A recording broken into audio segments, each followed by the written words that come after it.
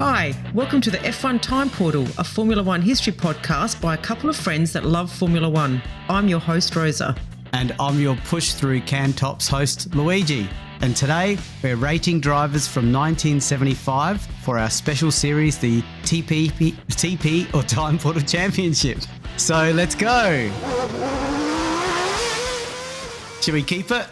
Yeah, we'll keep it. It makes us real, makes us more human, Luigi. Yeah, that's right. Yes. All right. And today we also have David joining us, a fellow Ferrari fan. Hello, David. Hello, fellow punters. Hello, Luigi. Hello, Rosa. Yes, welcome back. Yes, 75. It's back and reviewing a season in the 70s. It's an interesting era. It is. And we it's intentionally a good one for us. Yes. Yeah, I intentionally chose you, David, for this one because it's a Ferrari year. There's no surprises because this is after the race review episodes. People should know Lauda won the championship in the Ferrari. Oh, you've given it away now. Okay. No. Yeah, it's a good year for them this year, and they've come together well with their 312T, the transaxle car. So it's a good design that they've come up with. Did you see photos of this car? Oh, of course you have, David. Doesn't the car look amazing? Oh, it's beautiful, yeah. It's so beautiful, nice. Isn't it? The colour, the shape of it, it's just beautiful. It's amazing. Do any of those exist in the wild, Louis, or did Enzo destroy that one as well? No, I think there's quite a few of these around. Like I think Bernie Eccleston, who sold his massive collection in 2024, I think I remember seeing one or two of these in there. Yeah, at that stage, Ferrari was maybe he saw the value in the cars versus scrapping them for metal. Yeah. Yeah. And on metal, I'll just mention my push through can tops. Yes. Yeah. Yeah, so in 75 we saw lots of inventions that are groundbreaking for our lives today. And I'd say the push through can top is pretty much up there. Because is that the way that we open Coke cans and beer cans now? Is that like similar? Very similar. Yeah, it's the foundation of that. So yeah, you push down and suddenly you can pierce the aluminium and you have a drink that's sanitized. Yeah, and these things, I don't know why it was invented in 75, but normally these things were invented for like wars and stuff, right? To get food and drink to soldiers in remote locations, but no. Oh, I guess I don't want to be talking about wars too much, but the Vietnam War was probably going on in 75. So maybe that was one of the things that drove the invention. But yeah, anyway, that's when it was launched. Yeah. Okay. At the risk of going too deep into that, we might just head off into 1975, hey? Yes. And our tips. Yeah, and a quick recap to everyone, just to remind them that these tips are done independently of one another. We don't actually see each other's tips beforehand, so we don't collaborate. And what else is there? This is a recap of the race review. It's not the race review itself. It's just a quick reminder, and then we spend more time talking about our opinions and stuff with most of the race reviews except one or two coming up. Yeah, there's a big race review that I couldn't shrink down, so we'll see how we get through that one. Anyway, Rosa wrote these ones just for the record for the lawyers, and some of the race reviews are extremely short as well as extremely long. So just say it goes both ways. Covered the entire spectrum. Yeah. So we're starting with race 1, the Argentinian Grand Prix. So the drivers went to Argentina to start the season, and it was Jarier in the shadow who took pole position with the Brabhams of Pache and Reutemann second and third on the grid. However, poleman Jarier, David can explain this, Jarier could not even start the race because, you've said his transmission failed. We'll talk after about his shredded... Yes, teeth. He shredded the teeth. Yeah. We'll come back to that, Dave. We'll get you to explain that. So Jarier could not start the race because of transmission failure on the parade lap, so he'd never even started from pole. Home hero Reutemann took the lead from teammate Pache with Lauda's Ferrari in third. At this stage, Ferrari was still in the older car. Pache passed teammate Reutemann to take the lead, but then spun off almost straight away and dropped back to seventh. Hunt in his Hesketh soon overtook Lauda and then Reutemann.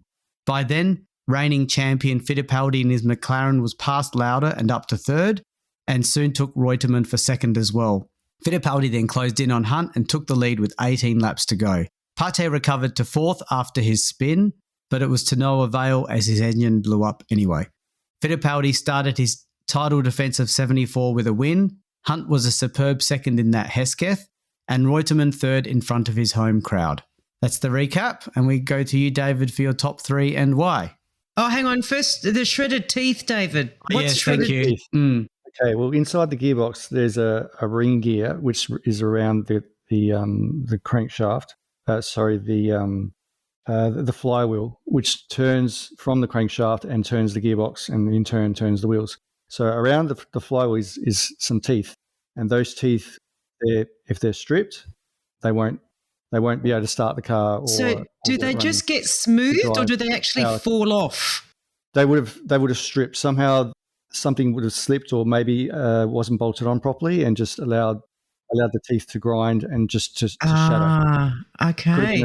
Wow. Floor, or overstressed. Maybe they've used it a few times, or fitted incorrectly. Yeah, because that's what I imagined. I just imagined these hunks of metal just being sheared off the cog or whatever. But anyway, that's good.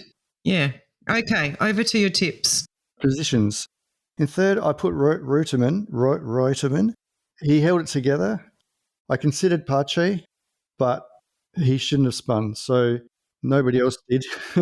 And I'm sure he wasn't the only one, but anyway, he may have been the only one. I think he was. Like Wilson Fittipaldi went off there, and then Pache did as well. Yeah, but was there a double yellow flag to pinpoint that there's actually an issue on the track? If there was, maybe he would have been aware and been more careful and not spun. But yeah, that's I don't know to what extent what was going on there, or if that happened, but. Yeah, so Reutemann in third. In second, I had Hunt. Ultimately, a very good drive. Did well to get ahead in the middle of the race, but the genius of Fittipaldi in his McLaren just blitzed them all, showing their dominance. Hunt in second, and then Fittipaldi in first.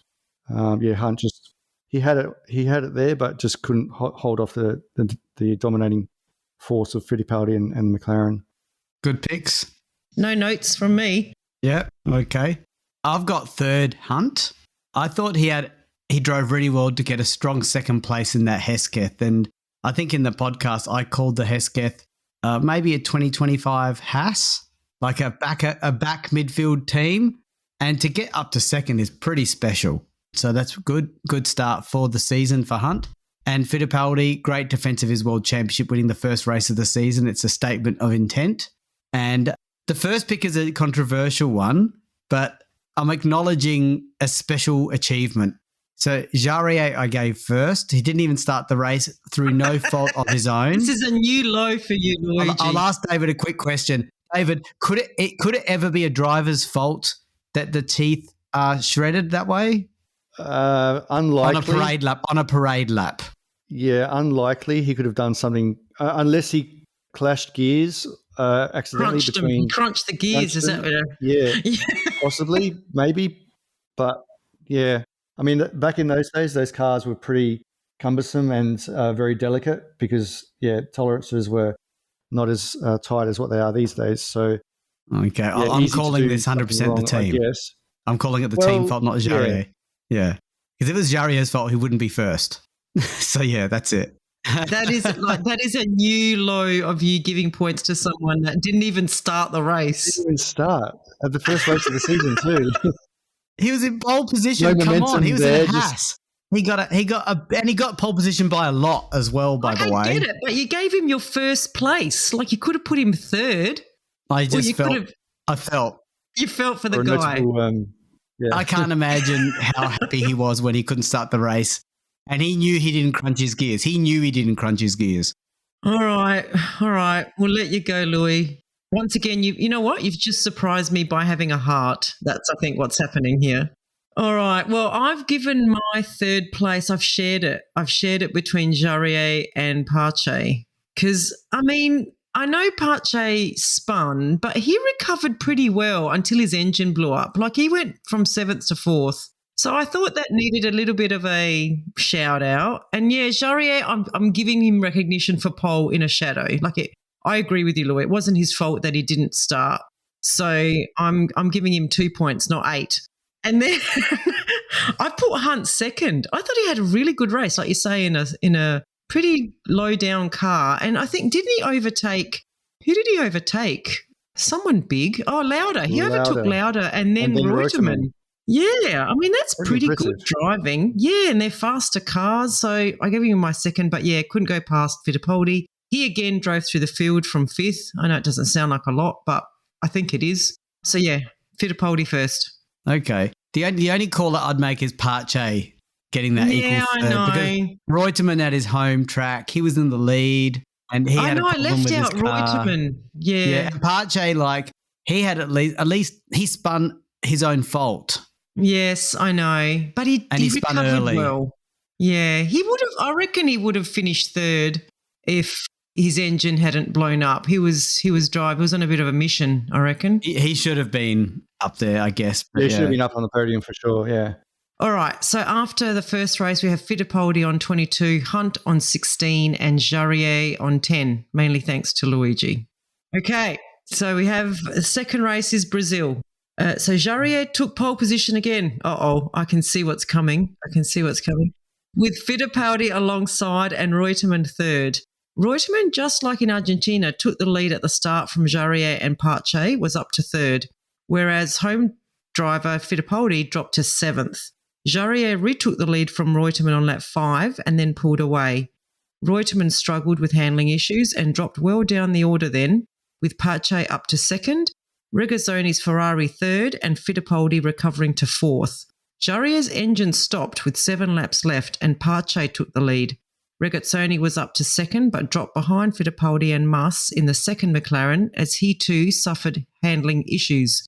Pache took a home victory with countryman Fittipaldi 2nd and Mas 3rd. Pretty straightforward. Over to you, David. Okay. Well, in my third place, I've given it to Fittipaldi. He finished 2nd after dropping to 7th from a bad start with all that wheel spin. So I thought, recovering from 7th to get to 2nd is earning a third place in my books. Pache, just a strong race from him. He did pretty well to come home 2nd. He was first. Pache came first. So, I think it was a strong race. But I gave my first position to Jarier. I felt he was very dominant in practice and he got the pole. Yeah, and I feel that if his teeth didn't fail on him in Argentina, then he probably would have been close to first place, as we said, on the podium, definitely for sure. So I feel that Jarier was hard done by, possibly by his team for not giving him a good car that can hold its teeth together. Yeah, I've got no challenges there. If anything, those picks might be better than mine because I'm trying to digest why I picked Reutemann for third.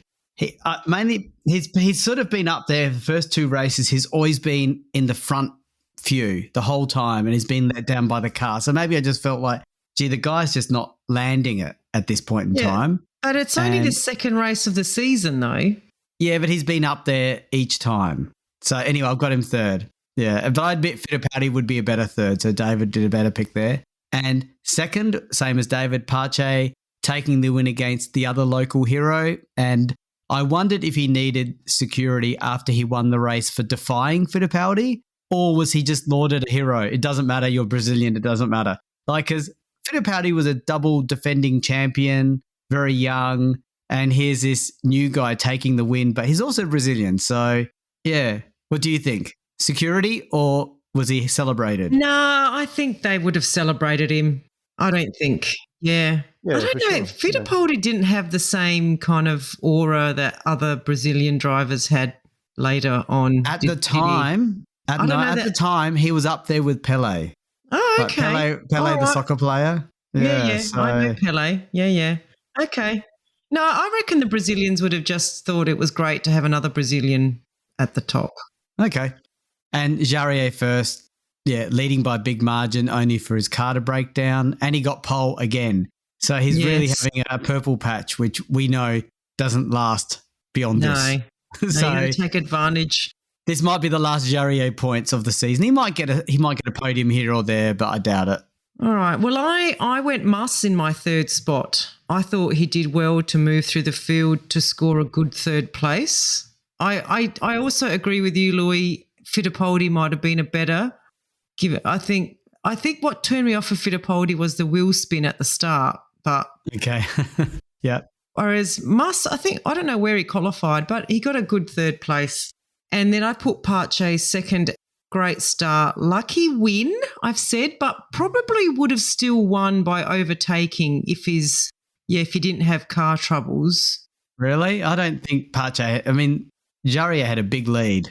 Yeah, I don't know. I thought Pache was catching up to him, but I think I looked up what the difference was in the when times. He retired. Yeah, I'll look it up when you can get going. I'll look it up. Yeah.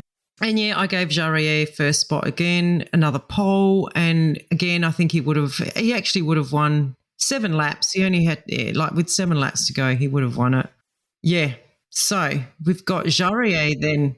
25-second lead. Yeah. It doesn't say that he was catching him. The lead he accrued started vanishing. That's because he had the problem. So prior to that, I think he was cruising. And just a flag, the final 7 laps were sheer ecstasy for the crowd as Fittipaldi continued his efforts to catch Pache. So they were not unhappy. They were happy to see two Brazilians. They were happy. I don't know. I just thought that Pache would have caught the shadow, like the Brabham would have caught the shadow. I don't know. But anyway, 25 seconds. We will never know. Yeah. We will never know. So, yeah, after 2 races, we have Jarier in the lead on 34, Fittipaldi second on 26, and Pache third on 20. And Jarier's got no points in the real championship. Yeah. We're righting the wrong. So if Jarier this is what it should have been. Is Jarier, you're listening, we tip our hat to you. So we're up to the third race of the season, so the South African Grand Prix. So this was a month after the Brazilian race, and the field went to South Africa, and Pache followed up his win with pole, with Reutemann alongside as Brabham locked out the front row. And home hero Scheckter, who was third in the Tyrrell. At race start, Pache led, with Scheckter second, and Peterson in his Lotus jumped up from 8th to take third. However, Peterson did not have the pace of the front runners and dropped back down the order. Scheckter took the lead from Pache on the third lap to the delight of the home fans. Pache kept second until he struggled with tyres and was passed by Reutemann and the second Tyrrell of Depailler. Scheckter took an emotional home victory, with Reutemann and Depailler coming second and third. Over to you, David. Okay. In third place, I've got some notes here which tell me in the practice session there was some safety issues, some track safety issues, where the team's mechanics had to go out and bolt down some of the barriers because they were completely unsafe, which I thought was interesting. I think that's the next race, David. But yeah, I think the mechanics also didn't want the practice and the race to continue in this race. But yes, the mechanics, the bolting happens at the next race, I think. Oh, the next one? Okay. All right. So I thought in third place I've got Depailler. I think he did an extraordinary effort. He held off Fittipaldi for 20 laps. Fittipaldi was trying to overtake him, and he held him off for 20 laps, which is pretty amazing. In a with the farm dominant driver and car. Reutemann, I put him as second. He kept Scheckter. He kept on his toes and kept him honest and pushed him all the way to the end. And Scheckter, I gave first place for his inspirational home win. So yeah, they're my top 3. Yeah, good call on Depailler. I like that one. That's good. Yeah, so in mine, I had third. I had Reutemann in third. He always seems to be there or thereabouts this year. So he's still consistently and reliably up there. So I'm just acknowledging his presence. So he's on the front row. Or did he get pole? I think he may have got pole. No, Pache got pole. Pache got pole.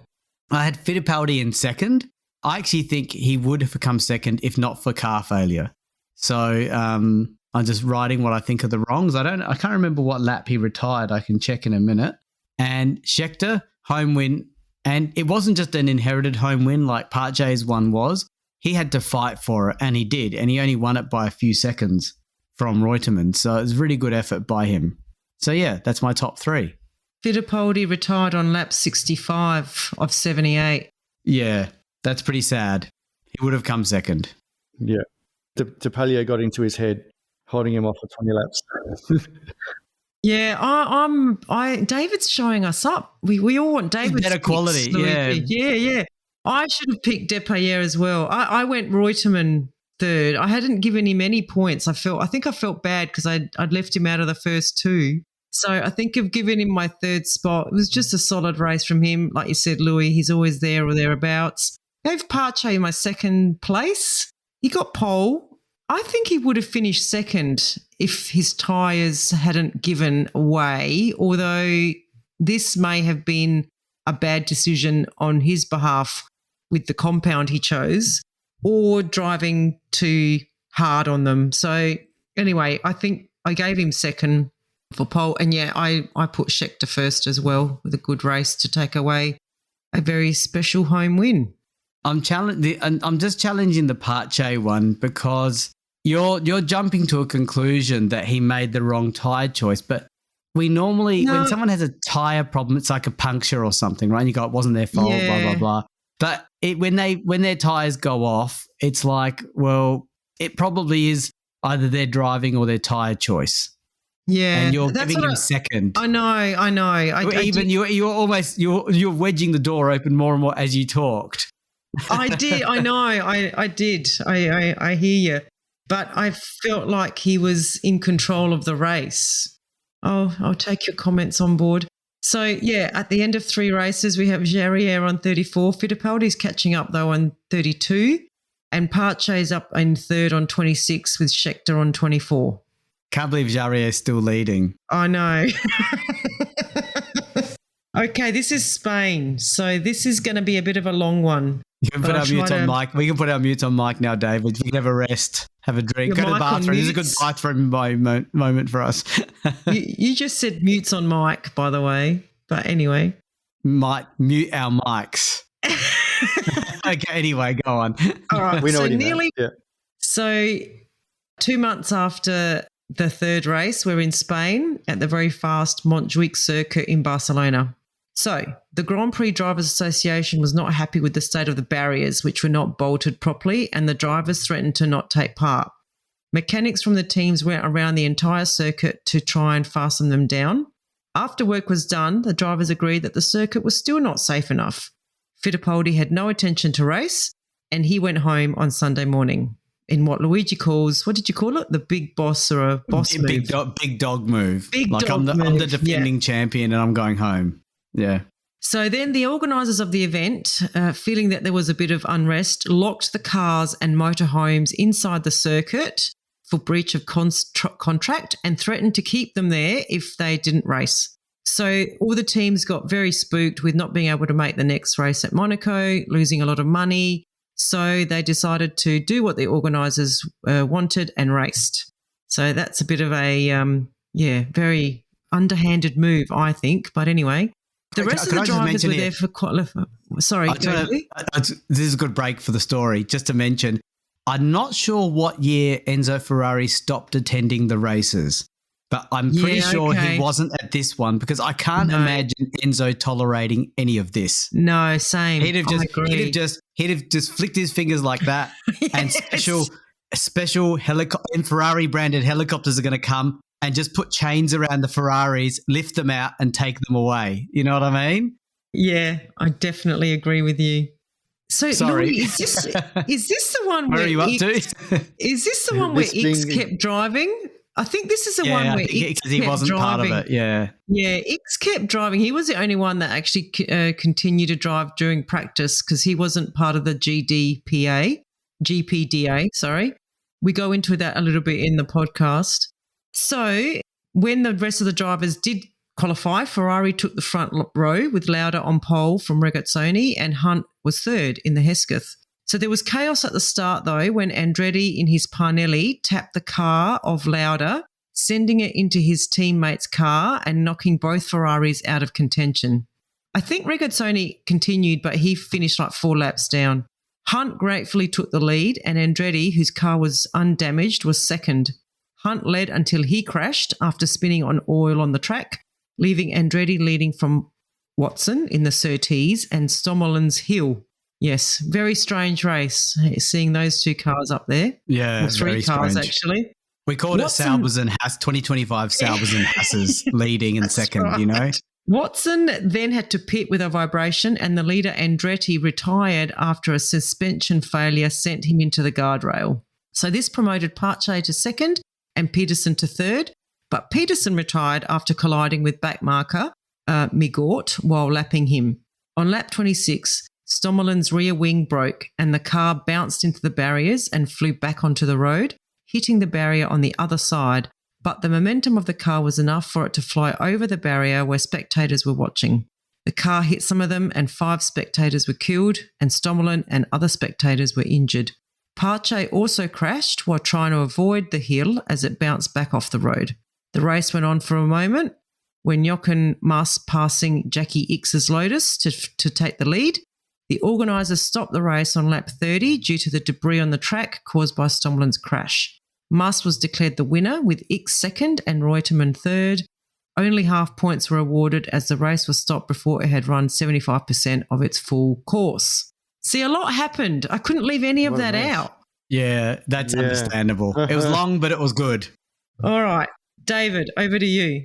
Okay.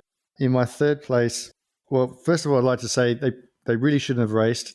There was lots of crashes, and was the crashes because of the track safety, or was it just because they were not, I don't know, maybe the track wasn't suitable for whatever reason, not being the safety barriers, but something else. Maybe the track condition, the bitumen wasn't safe, or I don't know, but really odd that so many accidents happening. And this is obviously before they hit any barriers. So they lose control before they hit a barrier. They don't hit a barrier and then lose control. So no, that's right. It's a bit odd. But unless the barrier is sitting in front of them on the track. But I feel the real winner, I've put the real winner in third place this time. I've given it to Fittipaldi because he made the right decision of not to race. And I feel he was a real winner in all of this. Spectators included. There were some injured, and it wouldn't have been pleasant to be there to watch. So I put Fittipaldi third. Second, I put Lella Lombard. She was the only woman to score championship points, and this record still stands today in 2025. So at her best finish to score points is outstanding. So I thought that needed to be noted. So that's my second place. And in third, I've got Mass. He did well in all the chaos, kept his car together, and it's his first and only win. So a very well-deserved first place. Okay. I challenged the Fittipaldi vote only because you said he was a real winner because he didn't race. Well, if he is the real winner, then you'd put him in first.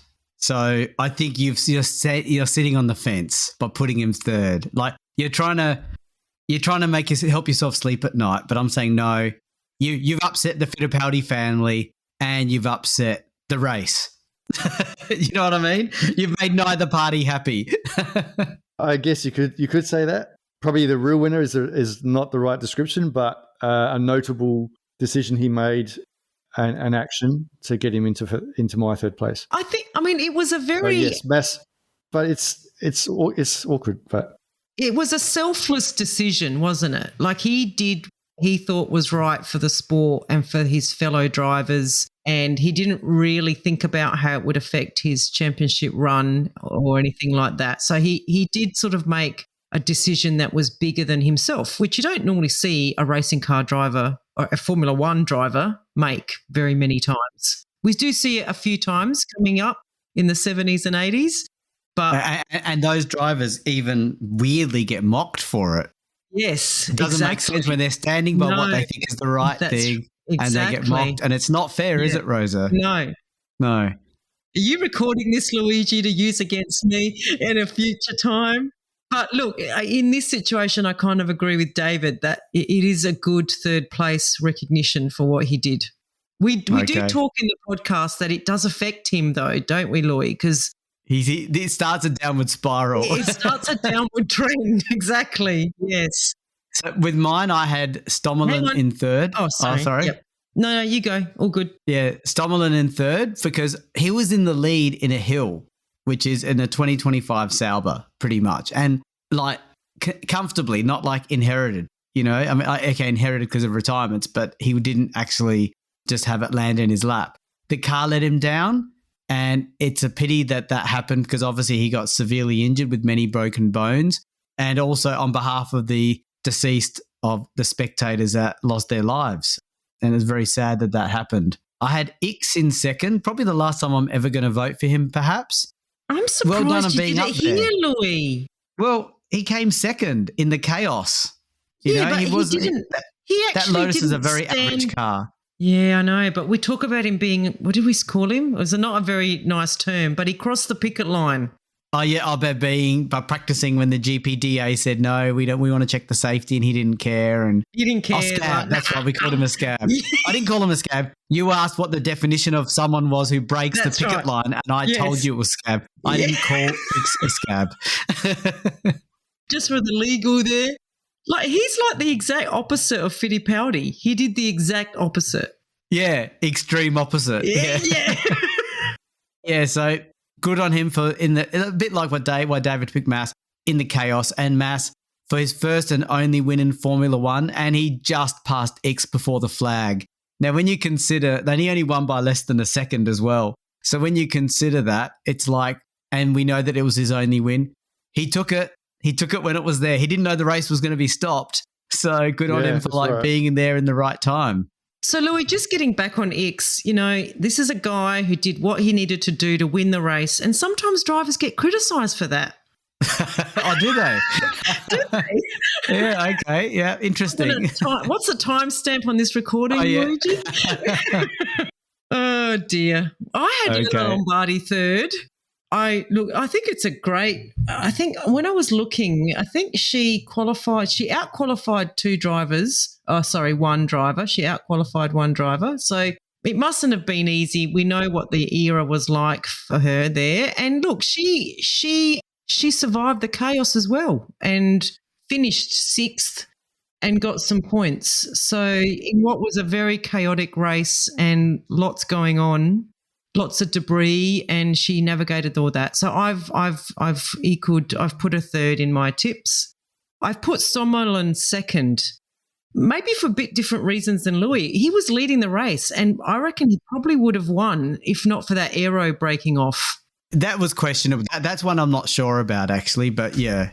Remember, Louis, there was a couple of accidents here with Jochen Rindt and Hill where the aero fell off and they almost flew into the crowd, but they hit the top of the guardrail, and Hill hit his car. So something must be going on at this track. I don't even remember if it was at this track or not. It was definitely in Spain, but it might not have been here because they use two, don't they? Anyway, I've recognised Stommelen as leading the race in a hill, and I reckon, if not first, he might have actually maybe even finished second.